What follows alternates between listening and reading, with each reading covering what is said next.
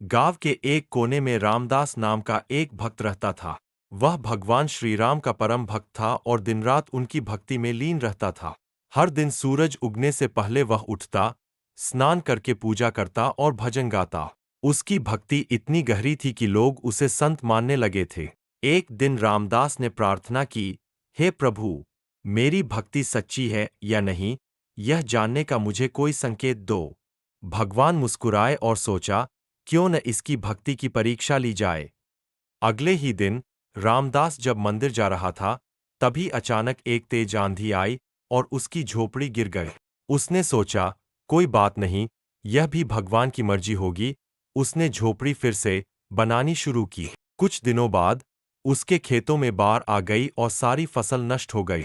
अब उसकी आजीविका का कोई साधन नहीं था। फिर भी उसने भगवान का ध्यान किया और कहा, प्रभु, यह भी आपकी इच्छा होगी।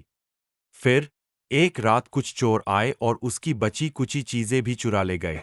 अब रामदास के पास कुछ भी नहीं बचा था।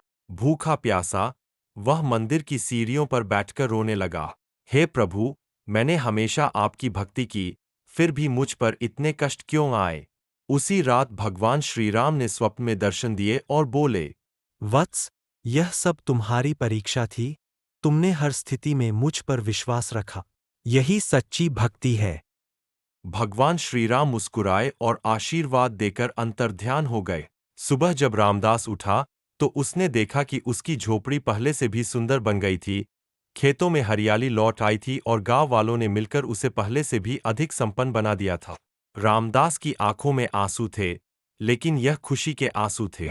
उसने हाथ जोड़कर कहा, प्रभु, अब मुझे समझ आ गया कि सच्चा भक्त वही है जो सुख और दुख दोनों में आपको याद करे।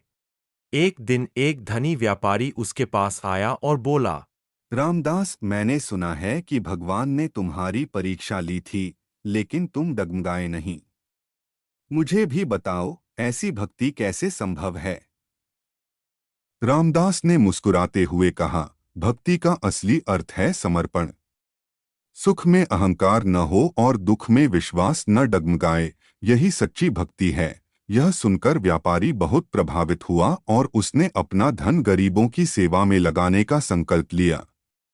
धीरे धीरे रामदास की भक्ति और त्याग की कहानी पूरे राज्य में फैल गई।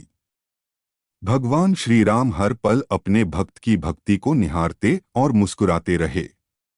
रामदास का जीवन भले ही कठिनाइयों से भरा था, लेकिन अंततः वह सच्चे आनंद और आंतरिक शांति को प्राप्त कर चुका था। रामदास का विश्वास अब पहले से भी अधिक दृढ़ हो गया था।